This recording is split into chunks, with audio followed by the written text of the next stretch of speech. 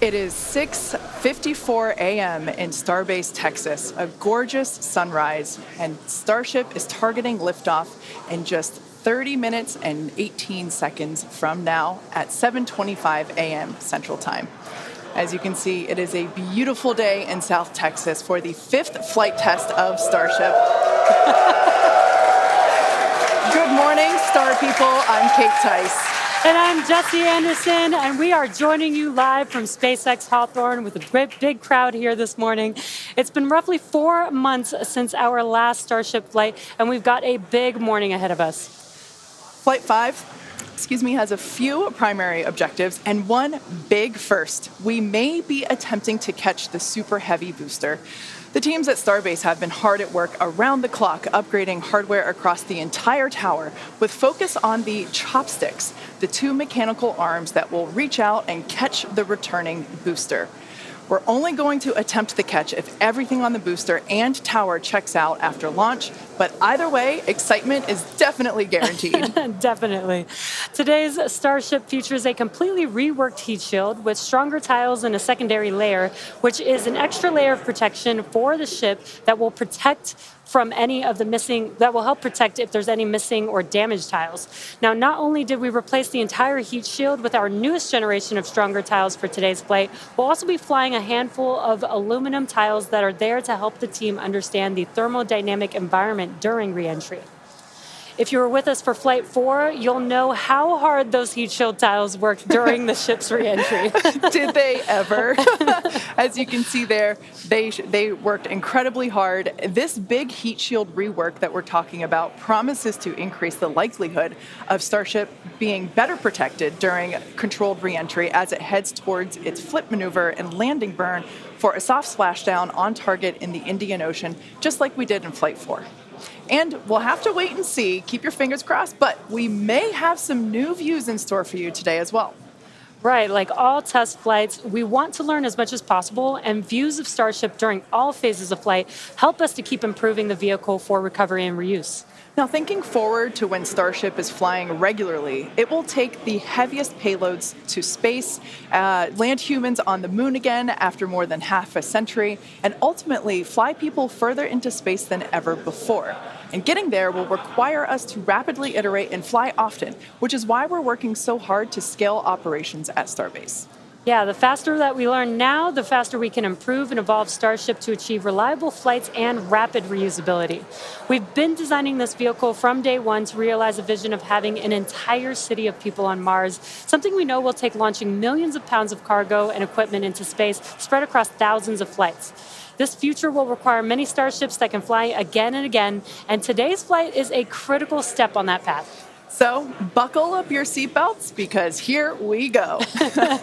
The moon and Mars are not nearly as far in the future as you may think. In fact, we're planning to send Starships to Mars as soon as 2026. You might be familiar with the Starlink logo, and there you can see it on your screen. It's an iconic representation of the Mars transfer orbit, also called the Hohmann transfer orbit. This is how fundamental Mars is to SpaceX. This transfer window, or a time when the Earth and Mars are the closest to each other, opens every 26 months and is only open for about 2 to 3 months at a time for a vehicle with Starship's power. And it just so happens that the next Mars transfer window opens in 2 years towards the end of 2026. Yeah, lining up a launch to Mars is similar to how we launched to the International Space Station, where we time launches to match the station's orbit. If we didn't do this, we'd need more propellant and more time to get there. Exactly. So the first opportunity that we have to fly Starships to Mars, we plan on doing it. These first flights to Mars will be uncrewed and will test the reliability of landing intact. If those landings go well, the first crewed flights will follow soon after. So it's safe to say it's all happening, and flights like today's are what's going to get us there. Not only have we made several improvements to the Starship flying today based on what we've learned from our last flight, including extensive upgrades to Starship's hardware and software, we've also made improvements to the launch tower and catch mechanisms. And if you've noticed in some of the live views this morning, our teams have completed stacking the second launch tower, which will be coming online next year. Having two operational launch towers paired with ships and boosters rolling off the line in our new Star Factory will allow us to increase our flight cadence and test even more rapidly. And just a few miles away from the two towers, things are moving really fast at the heart of Starbase. Star Factory is rapidly coming online, with production teams already using the space as construction continues. The 1 million square foot Star Factory brings many parts of the manufacturing process under one roof for the first time, enabling moving as much system integration work as possible earlier in the build process, with the goal of eventually producing hundreds of Starships a year. That's crazy. It's such an impressive building. So, for example, teams can assemble an entire nose cone structure of a ship into a single piece and work on its internal systems all in one place. So if you're working on Starship and you have a question about the steps that you're working that happen before or after yours, instead of having to leave the building and go and find the person or the team with the answer or waste time sending an email and waiting for their response, odds are you're right next to that person or team, and now you're working right alongside them, so you don't have to wait for a response. Yeah, exactly. It makes it a lot more efficient and faster to communicate. So not only are we rapidly iterating on these spacecraft themselves, but we're also innovating the way that they're made. It's almost too much to keep up with. We're also posting updates on our account on X. If you can't keep up, that'll help you. So if you don't already, make sure that you follow us at SpaceX on X. And I have a feeling it's going to get pretty busy. Oh, that is definitely an understatement. And it's definitely going to be very exciting today. So with that, let's meet today's Starship on the pad. Starship features two major parts: the ship, which has 6 Raptor engines, and the Super Heavy booster, which has 33 Raptor engines. The current iteration of Starship is essentially an experimental vehicle flying for development. With a few planned upgrades, Starship will have 3 times the thrust of Saturn V, plus the added benefit of full reusability. Starship 2 will be capable of carrying more than 100 tons to orbit, and Starship 3 will be able to lift more than 200 tons to orbit. The amount of mass we're able to launch per rocket is crucial to creating a self-sustaining city on Mars. Now, to get a sense of how big Starship is, let's start with the average size human, which is about 2 meters high. Towering over our average human is the length of the Millennium Falcon, which comes in at 35 meters. Our Falcon 9 rocket, with the payload fairing attached, is double the size of the Millennium Falcon, standing at 70 meters. And nearly twice the size of that is the fully integrated Starship at 121 meters tall. The ship itself is about 50 meters tall, and the Super Heavy booster alone stands about 71 meters. And even crazier, eventually the ship and booster will get even taller with future design iterations. Can't imagine it being taller than that. Starship's first stage has a diameter of roughly 2.5 times that of Falcon 9, and with 33 much larger Raptor engines, which you can see there on your screen. Moving up the vehicle, the ship features 6 Raptors, 3 sea-level engines, and 3 vacuum engines, which are optimized to operate in the vacuum of space. The ship is designed for vertical takeoff and landing on any hard surface, like the surface of the moon. The ship is also outfitted with 4 flaps to help aerodynamically control the vehicle's attitude during atmospheric flight and enable a precision landing. To reach full reusability, ship must survive entry not just once, but over and over again. It took the teams at SpaceX about 3 years to develop the heat shield on Starship, and development for improvements is still ongoing. The ship's heat shield is composed of 18,000 hexagonal ceramic tiles designed to insulate the vehicle during atmospheric entry, where temperatures can be as high as 2,600 degrees Fahrenheit. And naturally, the tiles are designed for rapid reuse with no refurbishment between flights. As we mentioned earlier, today's Starship features a completely reworked heat shield with stronger tiles and a secondary protective layer. This promises to increase our chances of Starship making it through a controlled re-entry and hopefully a little more intact this time around. And in between our first and second stages is our hot stage, which we last saw in action on flights 2, 3, and 4. Speaking of, let's take a trip back in time and talk about that last flight. On June 6th, Starship successfully lifted off at 7:50 a.m. Central Time from Starbase, Texas, cleared the launch tower, and went on to accomplish several major milestones and firsts. As you can see there, Super Heavy booster lifted off successfully and completed a full duration ascent burn. I love the view of the sound waves there. Following separation, Super Heavy booster successfully completed its flip maneuver, boost back burn as well to send it toward the splashdown zone, and it also jettisoned the hot stage adapter, as you can see there.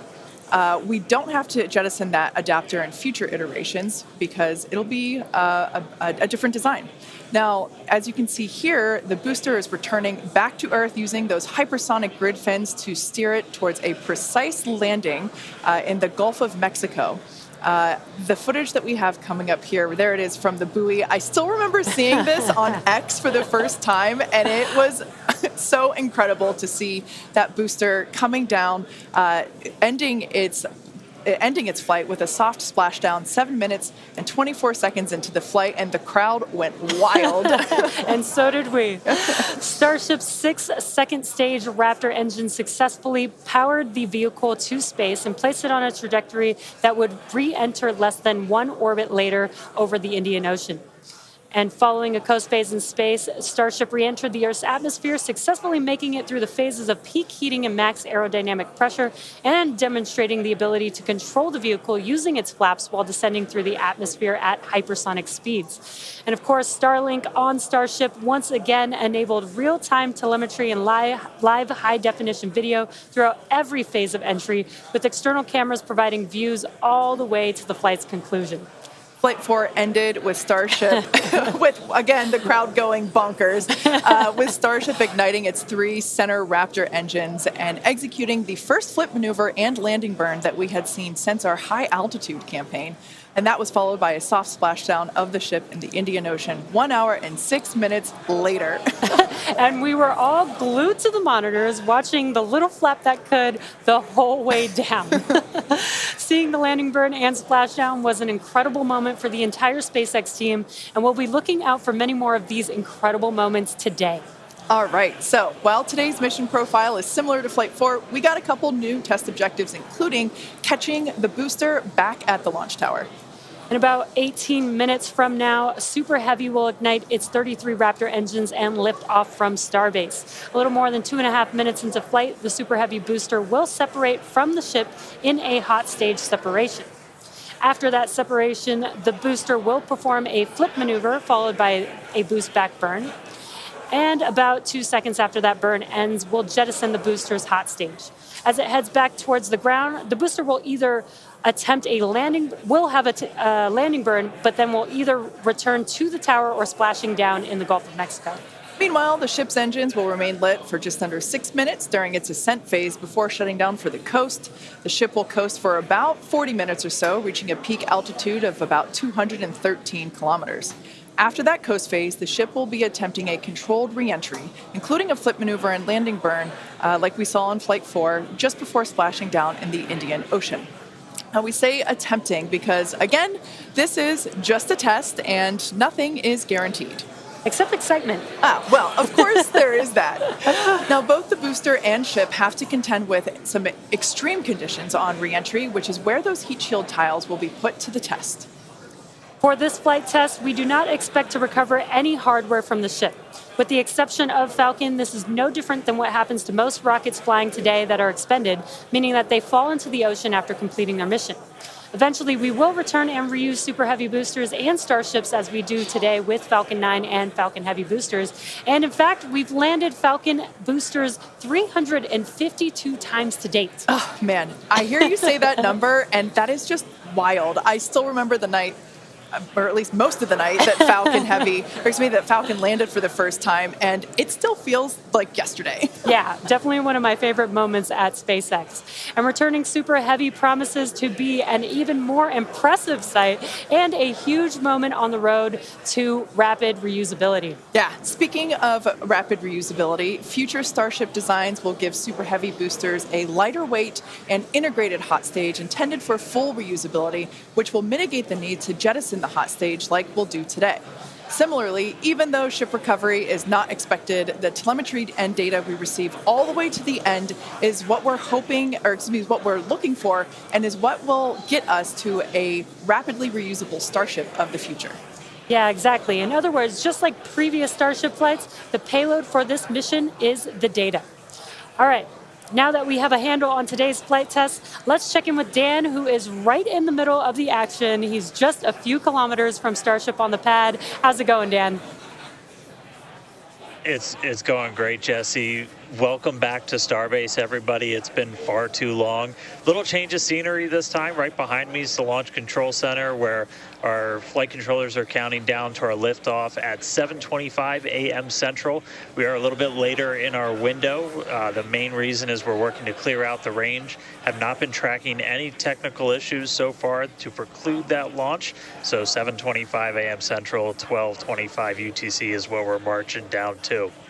As you can see, we're actively loading propellants onboard Super Heavy and Starship. Liquid methane for your fuel, liquid oxygen for the oxidizer.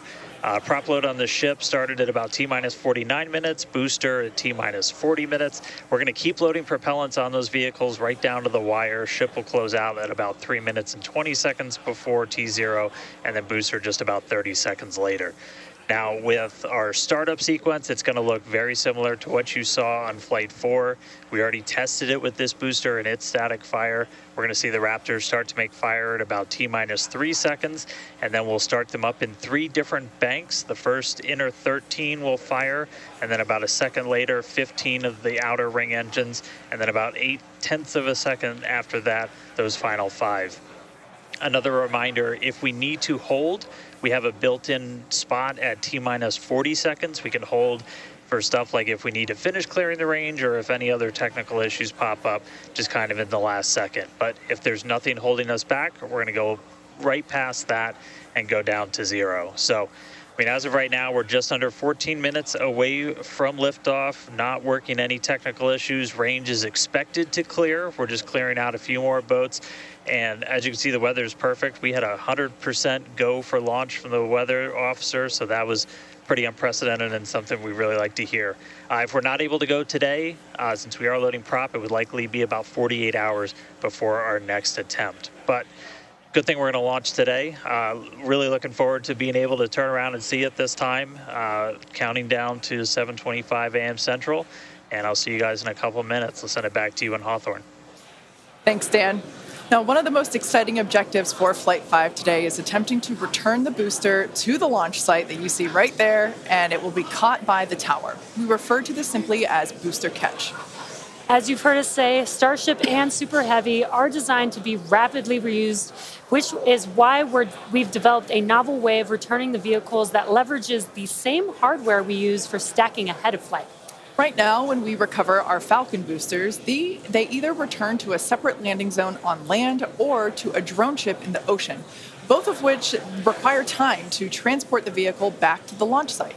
In order for us to achieve truly rapid reusability, we need a quicker turnaround. And you can't get much faster than returning the launch vehicle right back to the launch site where it needs to be in order to launch again. For today's booster catch attempt, while there are thousands of criteria that need to be met, there are 3 primary gates that will be in play. In order to proceed, automated checks have to indicate we have a healthy booster and a healthy tower, and the flight director must issue a manual command, which is informed by manual checks from the flight control team. If this command is not sent prior to the completion of the boost back burn, or if automated health checks show unacceptable conditions with Super Heavy or the tower, the booster will default to a trajectory that takes it to a landing burn and soft splashdown in the Gulf of Mexico. Now, thinking to the future when we're operational, after a booster returns to the launch tower, it will be inspected and reloaded with propellants and then ready to launch another ship to orbit. For today's test, however, we're only going to attempt the catch, like Jesse said, if everything on the booster and tower checks out after launch. And of course, we will let you know as soon as we know if it's a go. We're going to be listening very keenly for that call out. Now, as always, we accept no compromises when it comes to the safety of the public and our team. So to that end, the area all around the pad and the flight path are cleared well in advance. Exactly. A lot of things have to go right in order to line up the booster catch. So don't be surprised if we don't attempt the catch today. Either way, today's flight will generate data that will continue to inform our future flights and help us get to that operational cadence. Yeah. Oh, you can't forget what else it will generate. Are you thinking what I'm thinking? I mean, I was going to say a sonic boom. Oh, I was going to say excitement, but that's a really good reminder. Now, if we do make it to a catch attempt today, Super Heavy may generate a sonic boom upon its return. And that's basically a brief thunder-like noise that we hear when an aircraft or other object travels faster than the speed of sound. Anyone that has been in the area for a Falcon 9 land landing in Florida or California, or even some space shuttle landings, may have heard one of these.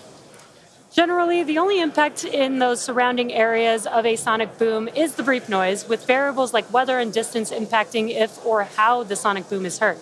Here's a brief look at how these sonic booms look and sound on Falcon. I know a lot of people will be excited when they hear the sonic boom. And these are going to provide quite a show because you're going to hear those sonic booms. Sonic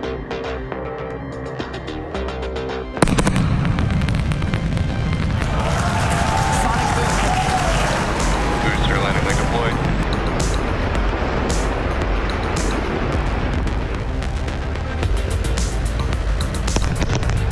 That sonic boom is great for us. That thunderclap broke the sound barrier.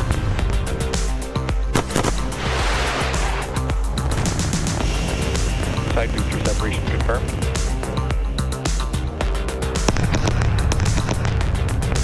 Just heard the 2 sonic booms here in the room. Booster landing confirmed.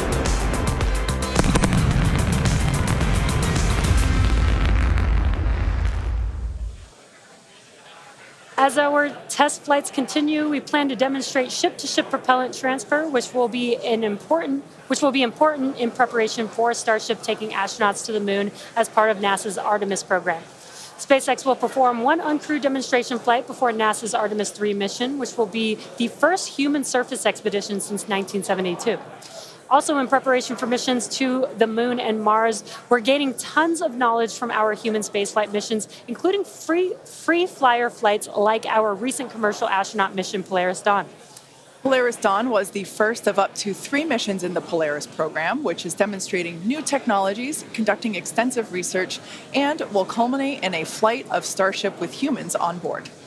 After nearly 5 days in orbit, Dragon and the 4-person Polaris Dawn crew safely splashed down on September 15th off the coast of Florida, completing the first human spaceflight mission of the Polaris program.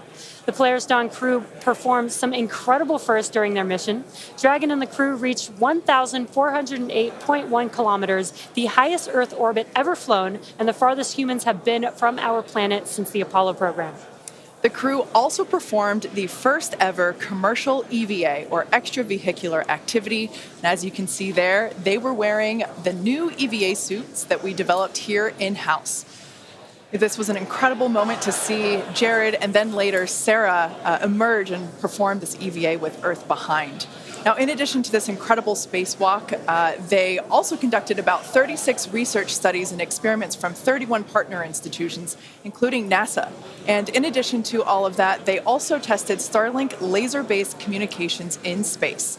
The data gathered from Polaris Dawn missions is invaluable, much like the data that we're going to see after today's flight test of Starship. So we're coming down to T-minus about 7 minutes. Let's check in with Dan.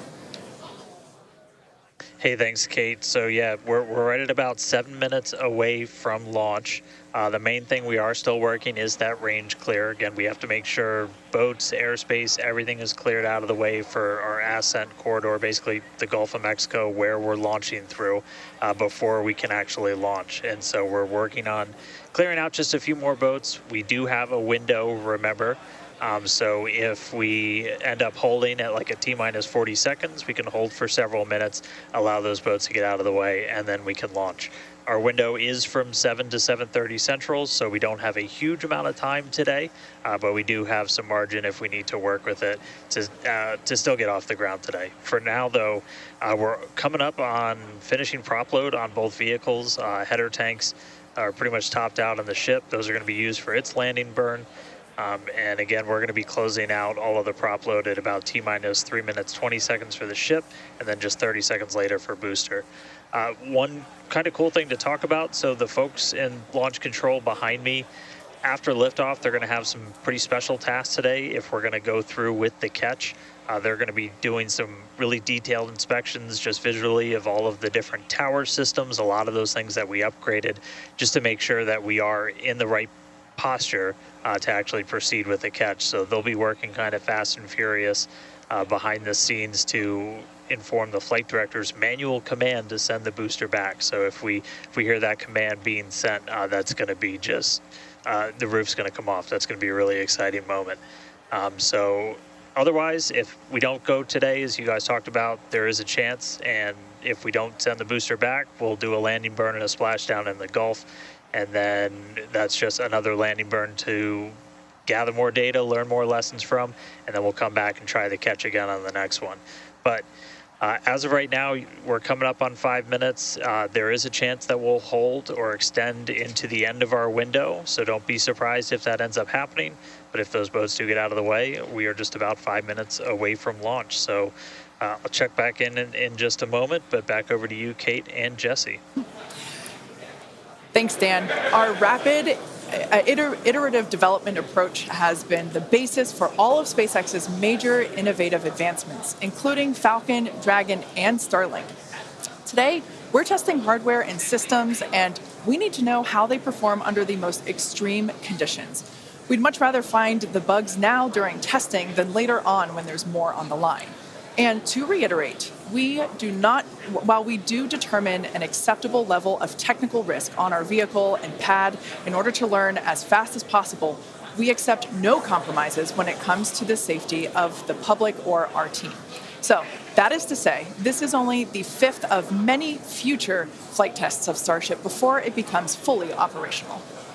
You might remember the Starlink panels that are incorporated into Starship, and you can see them there on your screen, those rectangular panels on Starship's nose cone. Starlink brings us the epic views in space and on re-entry, and also helps deliver us the critical flight data engineers need to continue development. In addition to enabling our rapid iteration on Starship, Starlink is also enabling life-saving communication here on Earth. SpaceX is sending tens of thousands of Starlink kits in response to Hurricanes Helene and Milton, and providing free service through the end of the year to support recovery efforts. The Starlink team also worked with T-Mobile to activate our direct-to-cell satellites to provide basic texting on T-Mobile and emergency alerts for all phones and carriers of those in affected areas. If a phone connects to a Starlink satellite, it will have 1 to 2 bars of signal and show T-Mobile SpaceX in the network name. SpaceX's direct-to-cell constellation has not been fully deployed, so these services are being delivered on a best-effort basis. Starlink is enabling life-saving communication here on Earth and continues to help us push the limits in space. In the short term, by providing great views and real-time data on our next few flights, particularly through re-entry, which historically is a blackout period for all communications.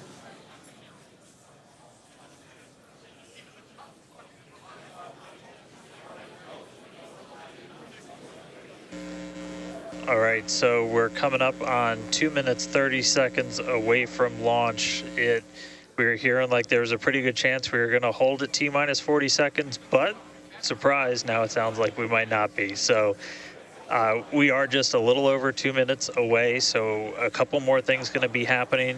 We did just close out our propellant load on the ship and the booster, so 10 million pounds of propellant on that vehicle on the pad here at Starbase, getting ready to go. We're going to start clearing out all of the lines that are basically pushing all of that propellant to the vehicles. Those get cleaned out or cleared out on the ground before we lift off. We're doing some final checks on the vehicle, the thrust vector control that we're going to use to steer it, as well as the guidance system doing its final alignment, just a lot of our final checkouts. But we are starting to hear that it looks like the range is going to be clear at our liftoff time of 7:25 a.m. Central, 12:25 UTC. So that puts us 1 minute, 20 seconds away from launch. Still not tracking any technical issues. That range clear is the only thing that's been potentially poking at our launch.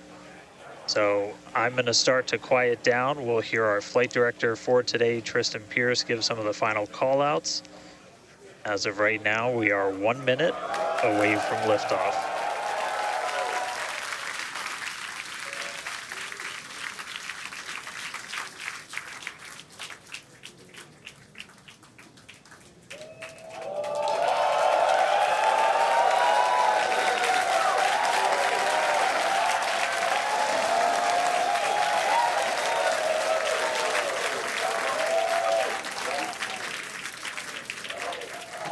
Flight directors go for launch.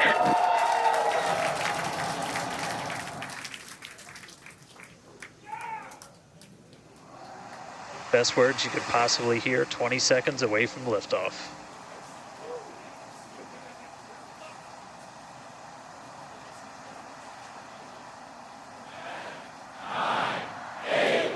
T-minus 5, 4, 3, 2, 1.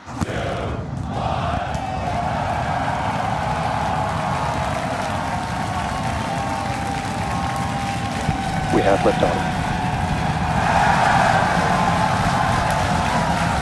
Vehicles pitching downrange.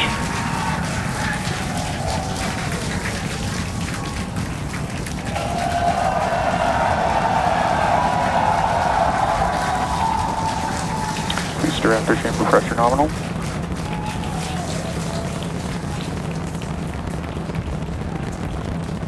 "30 seconds into the flight, the rumble's just starting to reach us here at launch control.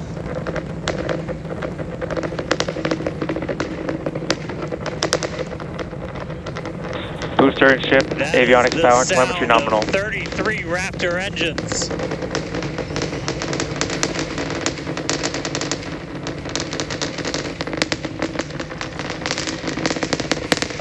Max Q.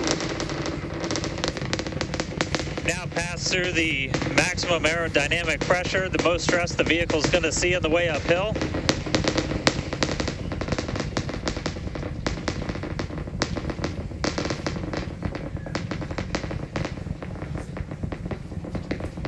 All right, our next major milestone coming up, it's going to be hot staging. We're going to see the engines ignite on ship to push it away from the booster.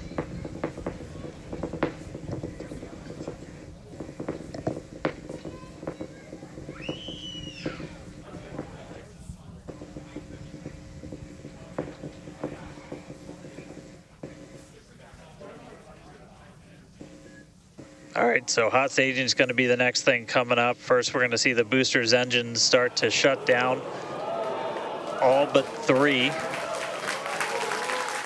We're going to do what's called most engines cut off instead of main engine cut off, because 3 are going to keep going, and then we're going to see the engines on ship ignite.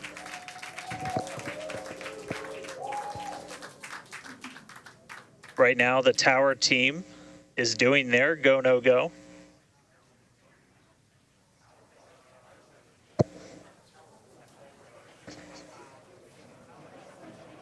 And we might hear some really good words soon, too. All right. Can still see it up behind me. That is one of the most gorgeous things I've ever seen in my entire life. Coming up on hot staging next. Ship engine There's startup. most engines cut off. Stage separation. Booster Stage separation, Startup. hot stage separation confirmed.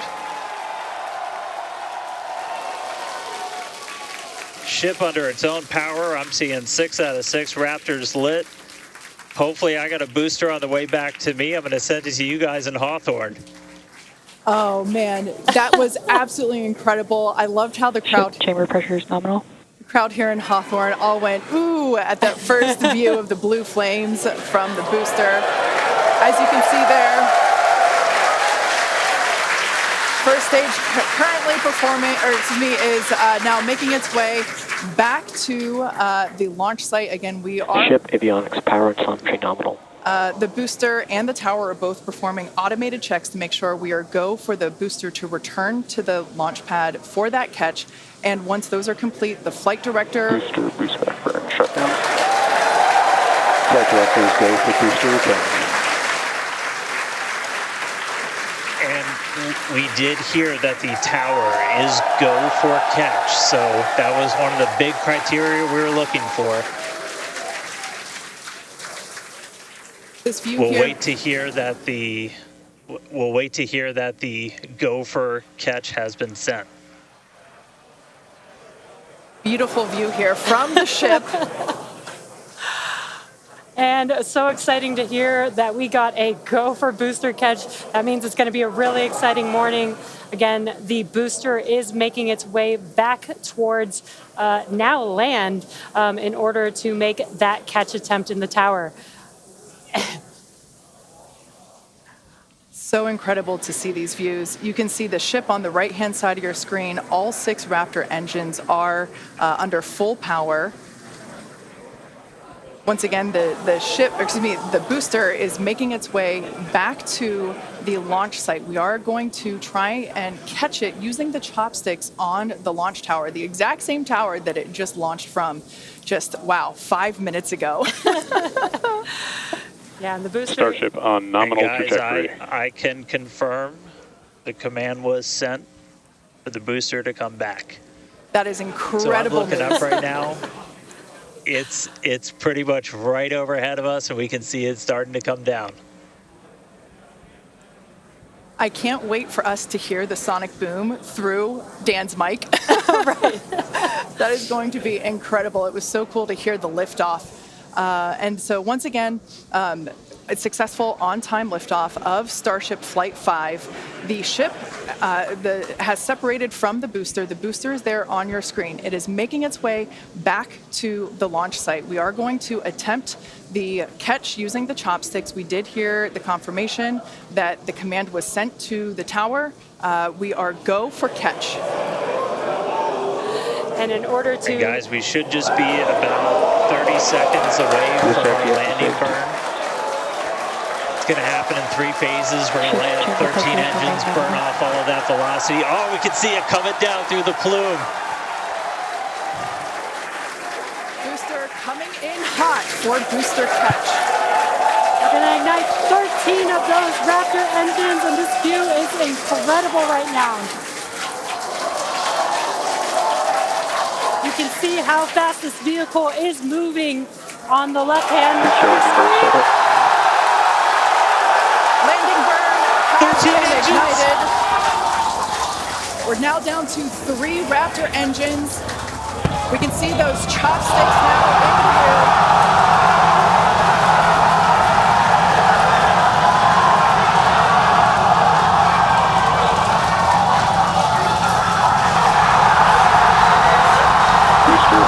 Shutdown. Mechazilla has caught the booster.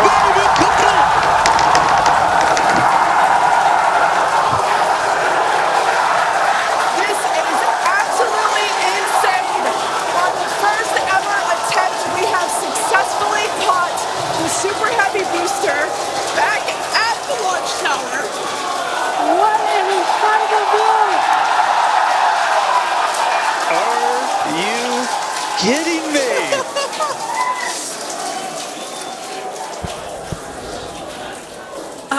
Dan, Wow. I don't know about you, but we're losing our stuff up Starship here. is turbo bed. Guys, I'm sorry. Like, even in this day and age, what we just saw, that looked like magic. Wow. Damn, Wow. your view must have been insane. We are still going wild over here over this. Folks, this is a day for the engineering history books. This is a live view of the Super Heavy booster as it has just been successfully caught back at the very same launch tower that it just came from. Dan, I love this. You are reflecting exactly what everybody else here in Hawthorne, except maybe a little bit more because you got to see it with your own eyes. How was that? We Shipment is got cut it. off. Well, I mean,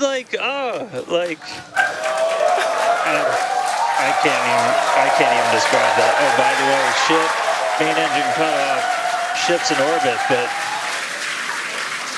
I am like shaking right now. That was... Yeah, This is not, Yeah, I mean, let's check in on Ship. it's hard to believe that. Starship nominal orbit insertion. All right, exciting news there. It's hard to believe that, booster isn't the only excitement that we have today. Just confirmation there. A gorgeous view of planet Earth behind the ship. Saved. And it is now in the orbit that we expected it to. This is just an incredible day. Live views there as the booster vents, some pressures there. That is a live view from the top of the tower looking at the chopsticks. I am still in disbelief. I'm trying to catch my tears just like the chopsticks caught the booster. It has been nonstop since liftoff. And we are all so excited about everything that's been happening so far this morning. With the booster having completed its job for today, we are going to take a short break for the next 30 minutes. We'll return back at T plus 40 minutes while the ship continues to coast before re-entry. Oh, man. And as with previous flights, Starlink may actually enable us to talk with the ship through re-entry with no communication blackout. We, of course, are still testing Starlink during this phase of flight, so nothing is certain. But if we do have views, we'll be sure to bring those to you live. Views or no views, we'll see you back here at T plus 40 minutes for coverage of Starship's re-entry, flip maneuver, landing burn, and splashdown.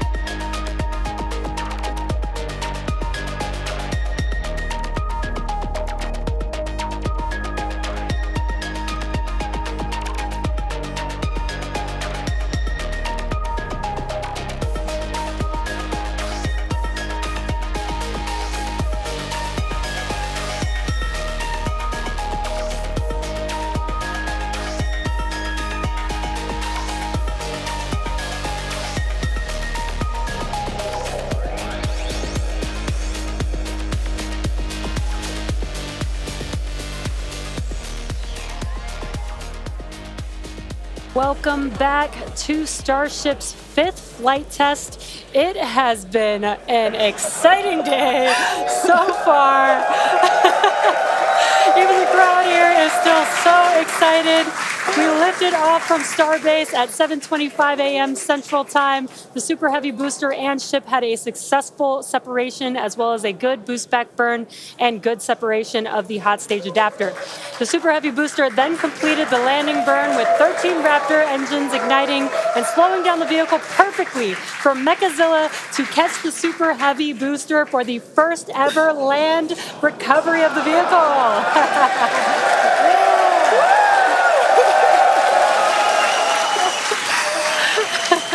Now, it is insane to think that we're not done yet. We still have, in about 48 minutes, the ship will re-enter. All the flaps that will today, not that could.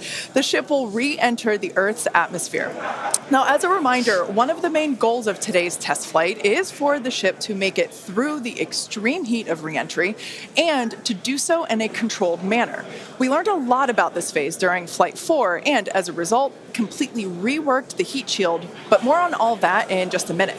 Now, re-entry is typically a portion of flight where we don't have communications with the spacecraft because re-entering, it'll be re-entering at about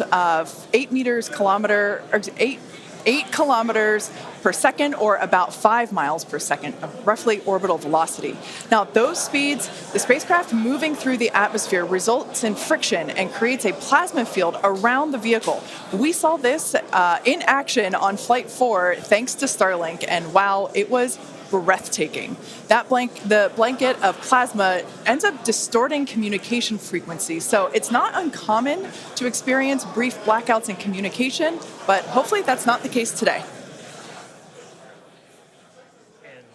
And Kate, that's where Starlink has just kind of been just the unsung hero and the MVP of this test campaign. I mean, it's able to give us data, not just awesome video, but also data in real time as we're going through reentry. I mean, this is something that throughout the history of spaceflight just hasn't been possible. And this is an environment that is so unforgiving, so hard to model, so hard to understand.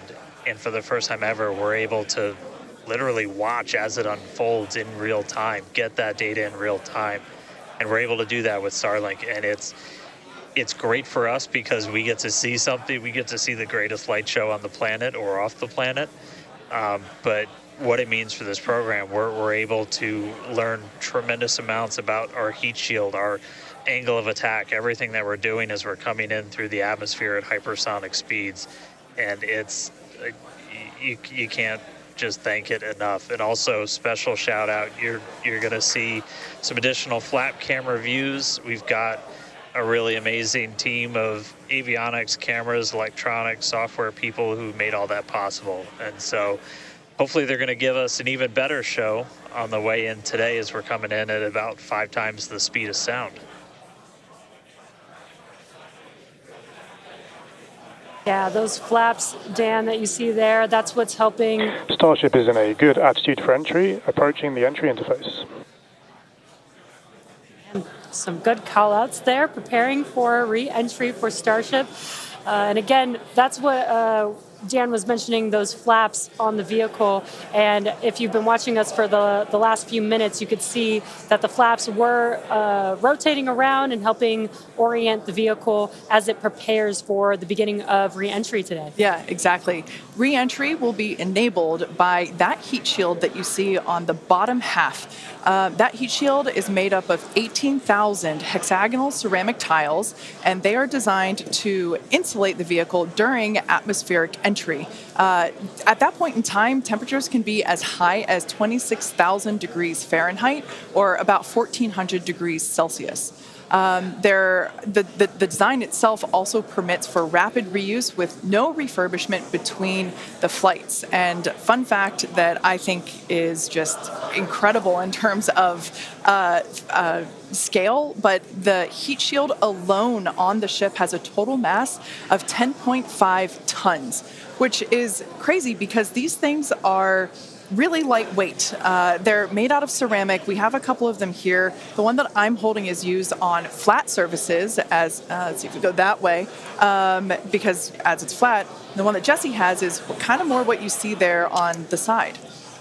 Yeah, exactly. And having these different shapes, the flat version and the curved version, allow us to cover a lot more of the surface area of the vehicle. Again, we need to protect every portion of it. So even those curved surfaces, and especially the hinge area, if you watched Flight 4, is really what we want to make sure that we protect. And yeah, Kate, these are very, Super very lightweight. But when you put 18,000 of them together, they add up to 10.5 tons, which is incredible. Now, we did mention earlier that the heat shield has been completely reworked. Starship has entered the atmosphere, remains on a nominal entry trajectory.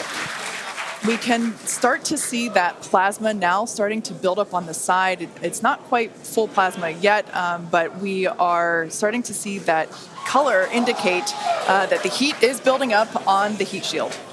Yeah, this is such a cool sight to see because you really never really have gotten to see this live before Flight 4. Yeah, and as Kate mentioned, it's getting a little more red, as you can see there on your screen. That means that heat is building up, but that's exactly what these heat shield tiles are there for, is to protect against this plasma and this really, really extreme heat that the vehicle is going to see for about the next 10 more minutes or so. Yeah, so the ship will attempt to light the 3 center Raptor engines, and those are the engines that can gimbal or maneuver or point, and they do that to help flip the ship until the engines point down so that it can land using the Raptor's thrust in the ocean. So that will happen after we get through this re-entry period. Again, now starting to see, and we also might start to see the flaps actuate a little bit here as the vehicle controls its roll during re-entry. That was one of the main learning points from Flight 3, was the roll control didn't work quite as well as we wanted it to. We learned that we needed some redundancies, so we added more roll control thrusters, and we'll see those in action as well today, as that was a Flight 3 learning that worked better on Flight 4 and still enabling that same design today. Yeah. Starship has passed through 85 kilometers altitude. Flaps now have control of the vehicle. Great call out, as Kate mentioned, the flaps are controlling the attitude of the vehicle. And I love these views because it looks so calm. Everything is relative, right? So relative to this camera on the ship, it looks so calm and smooth, but the vehicle is traveling extremely fast. You can see the speed on the bottom right-hand corner of your screen. Starship is designed to land on Mars where there are no runways or other humans to help out. So we also want rapid reusability. So we're doing propulsive landing instead of a more traditional means like parachutes. And so we will use the engines on this vehicle to help slow the vehicle down for a vertical landing. Yeah. Now, entry is going to basically happen in 5 phases. The first is low drag, that lasts for about 3 minutes. Next is high heating, and beginning when heating increases above the heat rate breakup limit. That lasts for about 10 minutes. We then have high dynamic pressure. Starship will continue to slow down and experience increased aerodynamic loads during that phase, and that will happen before reaching Mach 1, about a minute after. Starship is approaching the peak heating phase of entry, remains on a nominal trajectory. Okay, so that was phase 2 that he just called out, that I was mentioning. After peak heating is that dynamic pressure around Mach 1, and that will last about a minute after leaving the hypersonic area, and then we go into subsonic, and then, of course, landing burn. Wow, what an incredible view. The colors are so amazing, and the colors actually also tell you a little bit about the temperature that the vehicle is seeing as well. So I think that's pretty cool that we get this amazing live visual. Speaking of live visual, the flap, we have more views, more cameras on board Starship, as Dan mentioned a few minutes ago. We are hoping that all 4 flaps will stay more intact than they did last time. We did make some changes to the design in order to help enable Starship this. is now experiencing peak heating, remains on a nominal entry trajectory. Great news there. that Starship is continuing along the path that we intended it to fly. You can keep track with how fast it's going and how high it is above Earth using the display that is there on the bottom right-hand side of your screen.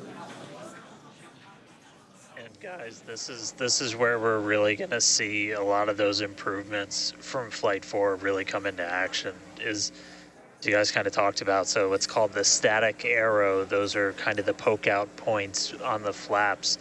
Those get exposed to some pretty extreme heat environments, and so we added some additional, basically made it a lot more robust for the thermal protection there. And we learned not just from visuals and stuff like that. We had those missing tile tests on Flight 4 where we intentionally left some out, kept in some backup layers. They're called ablatives, which means they just gradually melt away to help dissipate the heat. And we've got an entire layer of ablative underneath the tiles on this Starship today. So even if you get a gap in a tile or a tile is broken, anything like that, we've got essentially backup options. And what we're really trying to do today is do an on-target landing. As we lost the flaps, you lose a lot of your control, and so we didn't land right on target last flight. This time we're trying to really nail the target within just tens of meters, and that'll just be a really huge step on feeling like we're closer to bringing a ship back. Obviously, there's a lot of work before we get there, but we just caught a booster. We're going to start looking real soon at when we can catch a ship. So the view on your left is as a helicopter passes by Dan, bound at Starbase. The view on your left is a camera that's positioned near the nose of the ship, looking basically down toward the flap. The view on the right is looking perpendicular to the flap. So we're looking basically bird's eye view onto the flap on the left-hand side, and then a worm's eye view from the side with that view on the right. Yeah, sorry about that, guys. Maverick just buzzed the tower. He might be coming back, so. Now, these views brought to us by Starlink. It's incredible that we have this high definition capability. In fact, that view on the left. Starship is now halfway through the peak heating phase of entry, remains on a good trajectory. So great news there, hearing that we're about halfway through the peak heating phase. Like I said earlier, this lasts roughly 10-ish minutes. And we did hear earlier that the flaps have control of the vehicle, so also good news there.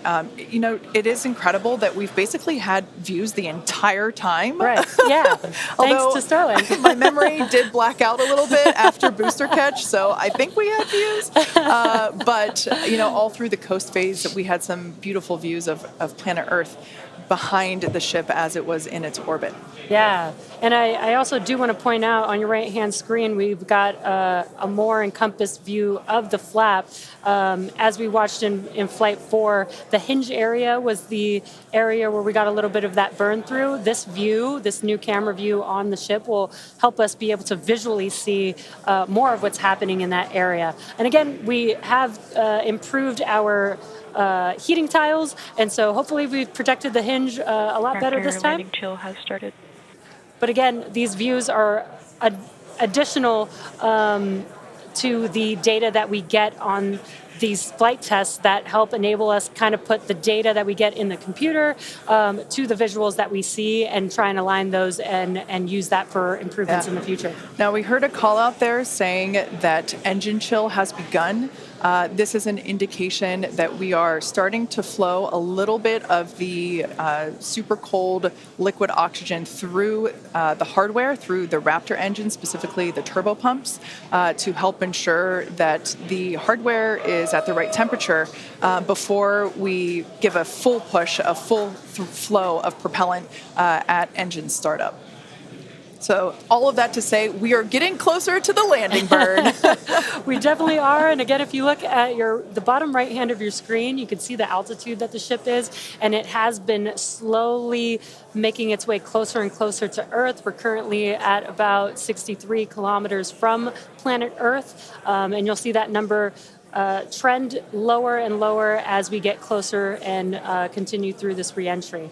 Yeah, this is going to go on for a little, actually a while longer. We have about 10 minutes or so, roughly, before we execute the landing, the ignition for the landing burn, starting with the landing flip. So we're making a controlled reentry. This is one of the primary objectives for Starship today, is to demonstrate another controlled reentry, even more controlled than what we saw on Flight 4. And so far, that is looking good.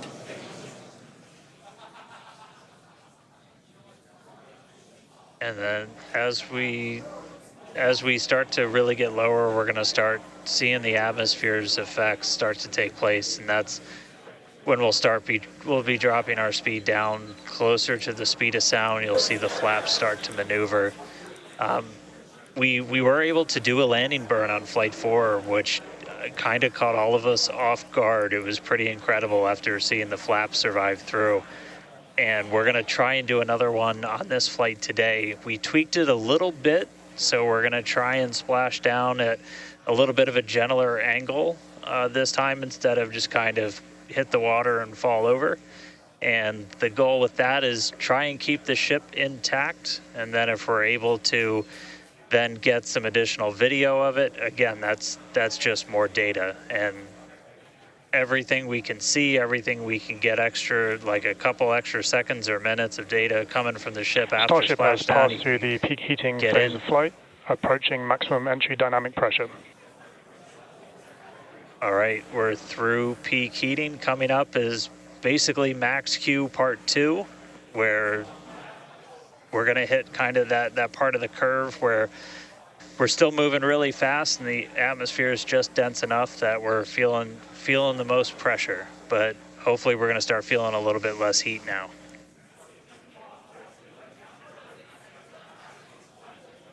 Looks like we got more views of each of the flaps on the ship as it's making its way back down to Earth. And we did pass through peak heating and still got really good views throughout that whole period. Typically during the highest heat on the vehicle, we tend to build up a lot of plasma, and that's typically when we would lose connection or views of the vehicle. But again, with Starlink, we were able to get some live views throughout that entire process there. And we're coming up, we'll start hearing a couple more milestones in about 4 minutes or so, when we start getting down to like the transonic, the subsonic, when we're starting to move closer to and beneath the speed of sound. And I mean, we're getting live views, we're getting live data. We've got a couple additional tests on this one today where we left off some missing tiles again to test some additional backup layers. We also have, I don't know if we can still quite see them in this view, but you may have noticed we had some kind of silvery looking tiles on Starship as well. And those were pretty much standard tiles, but they were wrapped in aluminum.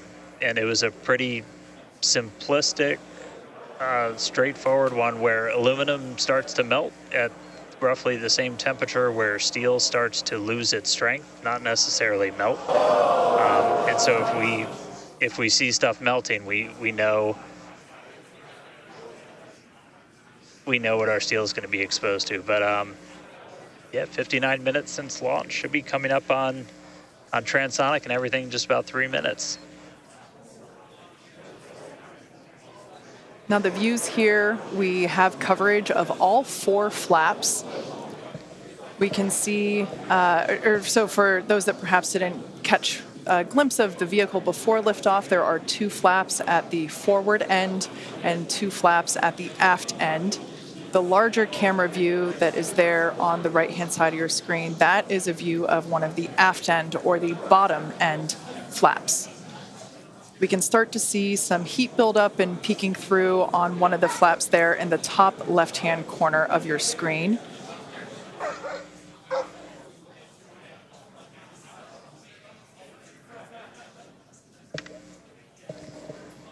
Once again, Starship now at T+1 hour and 9 seconds into its flight today, re-entering the Earth's atmosphere, currently about 45 kilometers above the surface of the Earth, now 44.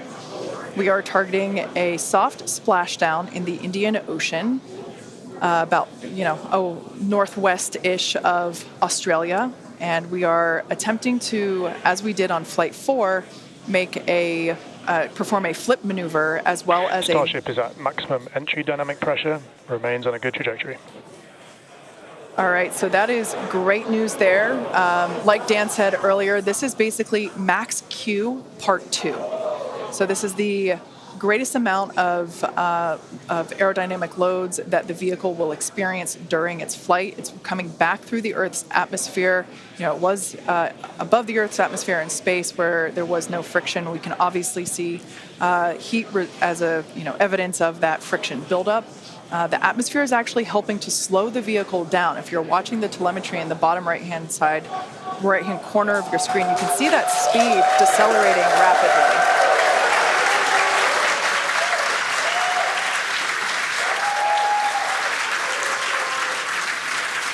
Now, the 4 flaps on the ship help steer the vehicle, and one of the main objectives for the ship today is to demonstrate controlled re-entry during this phase of flight, this re-entry phase. Yeah, and we have 6 engines on ship, but we only need 3 of them, the 3 sea-level engines. We will have that flip maneuver happen very close to touching down for splashdown. We'll do that flip maneuver, ignite those engines, slow the vehicle down immediately, and then hopefully have what we call a soft splashdown in the water.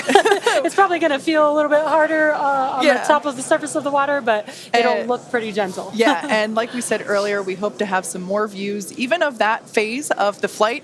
So fingers crossed that we can we can bring those to you. We are hoping to splash down softer than we did last time on Flight 4. Right now, Starship continuing to make its descent back to planet Earth. Starship is at Mach 2, remains on a good trajectory. All right, great news there. That tells us that the vehicle is traveling twice the speed of sound. So we will then, the next call out that we'll hear is that it is, traveling about the speed of sound. And then we will hear a call out that that will be the call out that it is transonic. And then we will hear another call out saying that it is subsonic, meaning going slower than the speed of sound. Starship is transonic. There it is. So at this point in time, we say transonic because certain parts of the vehicle, like the flap that you see on your screen, might be experiencing airflow faster than the speed of sound, while other parts of the ship may be experiencing airflow. Starship is in the subsonic belly flop. All right, so now the entire vehicle is traveling slower than the speed of sound, so subsonic. The crowd here at Mission Control Hawthorne also getting excited, just like us. We're awaiting a water landing. We are going to reignite the 3 engines to perform that flip maneuver, and we're basically about a minute and a half, away from the landing flip. Yeah, the crowd's getting excited here as we get closer and closer to splashdown. Again, just about a minute away from the expected splashdown, so we should see a lot happening coming up here shortly. We're currently having a view of one of the flaps, and it is a little bit dark on your screen, but hopefully we'll get some good views of the ship as it makes that flip maneuver and touchdown for splashdown. Yeah, guys, we saw that speed drop like a rock. So we're doing a belly flip right now, or a belly flop right now. That's what's kind of, if you saw the high altitude campaign, that's the unique thing about how Starship comes back. So we've bled off pretty much all of the speed we're going to. We're essentially at terminal velocity. Starship is at 5 kilometers altitude, remains on target. Five to go, coming up soon. Landing burn.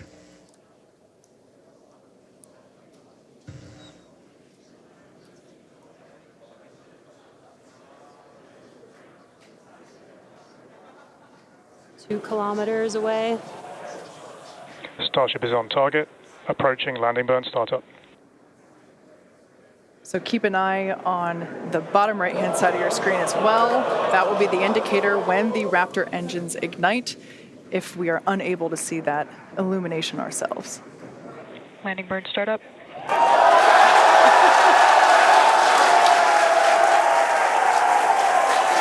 a cool view of the reflection of that landing burn.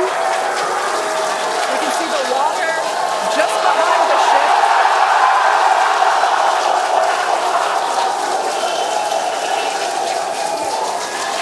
Starship has landed.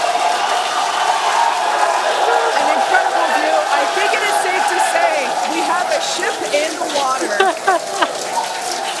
Touchdown! That is a live view from the ocean surface.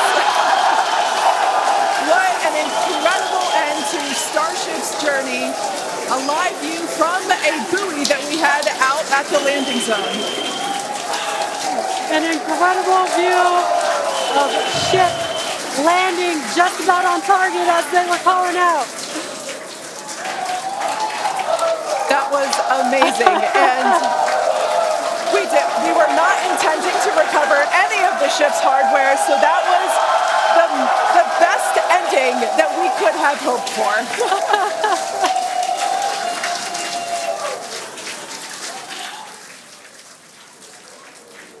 Man, I don't think we're going to be able to get a ton of extra video of the heat shield, but we hit the target. We hit the target. Yeah.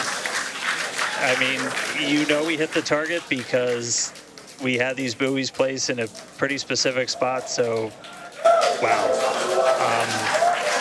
What a day. I feel like that's what I get to say. What a day.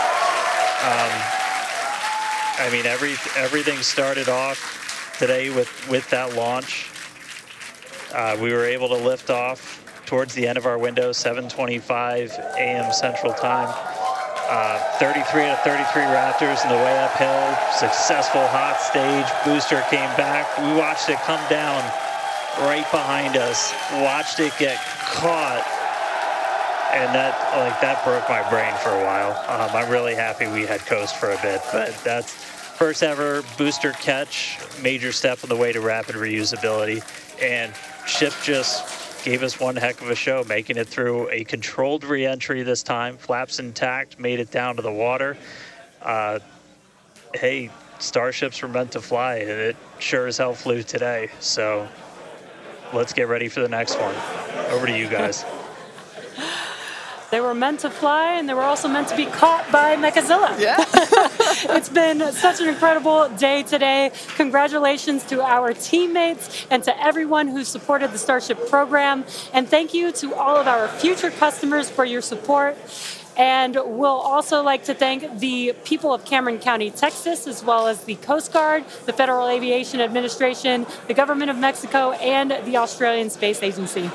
Now be sure to follow SpaceX on X for more updates on today's test flight and, of course, for future Starship news.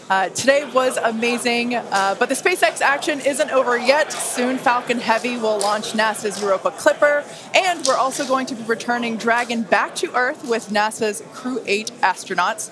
So congratulations again to the SpaceX team. What an amazing launch and an even cooler catch. Thank you for watching, but we're going to leave you with an awesome recap of what has been the most epic day.